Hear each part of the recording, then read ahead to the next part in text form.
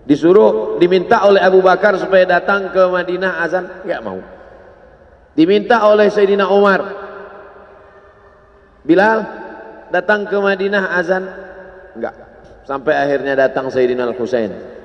Kata Sayyidina Al-Husain, datanglah. Bilal datang. Datang Bilal dari Damaskus ke kota Madinah dan dia azan. Azannya tidak selesai. Kenapa tidak selesai? Karena dia merasakan kalau dia azan bahwa nanti yang jadi imam Rasulullah. Dan ternyata perasaan itu sama bagi orang Madinah. Orang Madinah mendengar suara itu dulu lama sekali, dulu 3-5 tahun yang lalu. Dan kalau sudah suara itu terdengar, pasti nanti imamnya adalah Rasulullah. Ramai mereka datang, luar biasa ini azan, kata mereka. Karena kalau sudah azan ini yang pasti nanti imamnya almarhum aman. Al-Fatihah. A'udzubillahi minasyaitonir rajim. Bismillah. Alhamdulillahirabbil alamin. Arrahmanir rahim. Maliki yaumiddin. Iyyaka na'budu wa iyyaka nasta'in. Ihdinas siratal mustaqim. Shiratal ladzina an'amta 'alaihim ghairil maghdubi 'alaihim waladdallin. Amin. Allahumma ighfir lahu warhamhu wa'afihi wa'fu anhu wa akrim nuzulahu wa wasi' madkhalahu. واغسله بالماء والثلج والبرد ونقه من الخطايا كما ينقى الثوب الأبيض من الدنس وأبدله دارا خيرا من داره وأهلا خيرا من أهله وقه من فتنة القبر وعذاب النار اللهم لا تحرمنا أجره ولا تفتنا بعده واغفر لنا وله ولإخواننا الذين سبقونا بالإيمان ولا تجعل في قلوبنا غلا للذين آمنوا ربنا إنك رؤوف رحيم اللهم اجعل أهله وتلامذته وطلابه من الصابرين الذين إذا أصابتهم مصيبة قالوا إنا لله وإنا إليه راجعون اللهم اجعل أبناءه وبناته من الصالحين والصالحات واحفظهم من كل سوء وشر اللهم اجعل هذا المعهد الذكر معهدا عظيما مباركا تخرج منه الطلاب والطالبات من المجاهدين والمجاهدات في سبيلك بأموالهم وأنفسهم اللهم احفظهم من الظلمات اللهم أخرجهم من الظلمات إلى النور اللهم وفقنا لما تحبه وترضاه اللهم اجعل أبناءنا وبناتنا من حفاظ القرآن والحافظات اللهم اجعل قبره روضة من رياض الجنان لا تجعل قبره حفرة من حفر النيران وصلى الله على سيدنا ومولانا شفيعنا وذخرنا محمد وعلى آله وصحبه وسلم والحمد لله رب العالمين.